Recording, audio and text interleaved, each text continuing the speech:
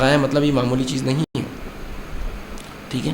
تو سب سے پہلی چیز حیض و نفاس کی حالت میں یہ چیز منع ہے، یاد رکھی منع ہے. اب بہرحال بات آ گئی تو ایک بات رکھتے ہوئے آگے چلتا ہوں. ایک مرتبہ ایک صاحب سے جن کو عالم مانا جاتا تھا، بہرحال میں نہیں مانتا ان کو عالم، بہرحال مانا جاتا تھا اس لیے کہ حدیث میں الفاظ ہے کہ علماء انبیاء کے وارث ہے. تو ظاہر سی بات ہے وہی عالم انبیاء کا وارث ہوں گا جو نبوی علم دیتا ہو، اپنا علم دینے والا تھوڑی وارث ہوں گا، ٹھیک ہے. تو بہرحال وہ دعویٰ تو کرتے تھے عالم ہونے کا. میں اس لحاظ سے بول رہا ہوں جو انہوں نے بات کی تھی اتنی گھٹیا تھی کہ مجھے بہت شرم آتی ہے، اور آج تک میں سوچ کے، حالانکہ میں بہت پرانی بات کر رہا ہوں جب مجھے عقل نہیں تھی، لیکن اتنا تو شعور تھا کہ یہ چیز غلط ہے. تو ان سے ایک شخص آیا اور کہا کہ مفتی صاحب میرے ذرا ایسا مسئلہ ہے کہ میرا دل چاہتا ہے کبھی کبھار اپنے بیوی سے پیچھے سے داخل ہوں، مطلب دبر کے حصے سے، پیچھے سے شرمگاہ میں داخل ہونا حلال ہے یاد رکھیے، لیکن پیچھے سے دبر کی جگہ، پیخانے کی جگہ داخل ہونا حرام ہے. تو کیا میں کبھی کبھار کر لوں؟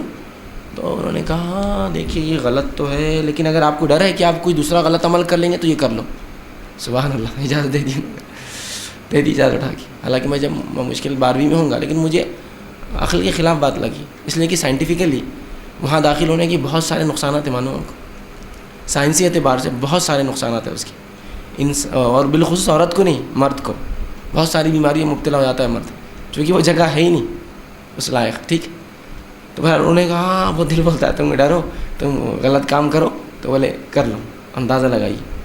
یہاں حدیث کے الفاظ ہے جو شخص کاہن کے پاس جائے، پیچھے سے اپنی بیوی میں داخل ہو اور حیض و نفاس والی عورت سے ہم بستری کرے، اس نے اس چیز کا انکار کیا جو محمد پر نازل ہوئی، مطلب اسلام کا انکار کر رہا ہے، اور یہ کرے کبھی کبھار بولے تو کر لو.